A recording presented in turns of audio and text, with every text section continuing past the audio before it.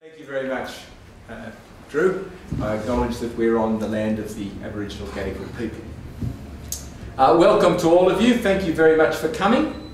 It's lovely to see the Democrats still in there, still pitching and still going ahead, showing the way that things ought to be happening. So my slogan has been, our slogan has been, ideas and integrity. Ideas, because without ideas you can't move forward, and integrity, the honesty to carry things through.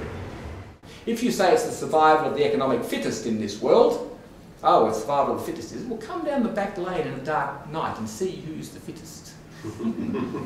Because if you want to live by the sword, you'll die by the sword. If you bring survival of the fittest as the dominant philosophy in a civilised society, you do so at your peril, and people don't want to face that. So I'm saying that education is about opportunity. It's about each person having a decent say.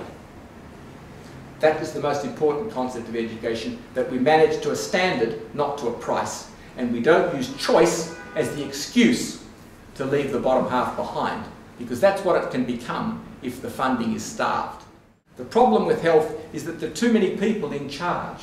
The federal government, is the federal government in charge? Is the state government in charge? Are the private insurers who pay in charge? Are the doctors in charge?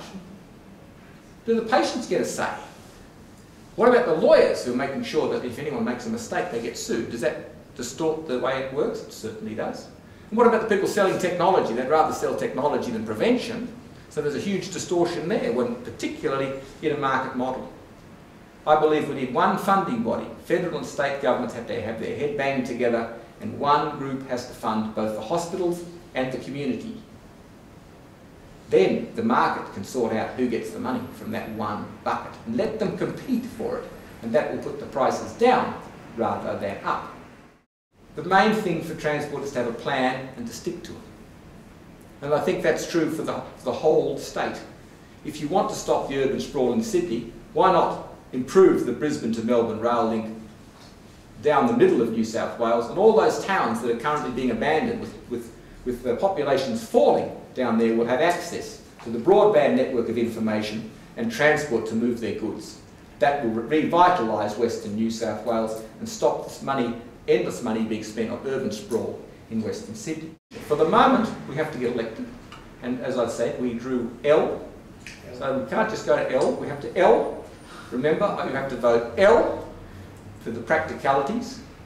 The Democrats are L on the ballot paper. Put a 1 in the L, and we'll give them that L of a shot.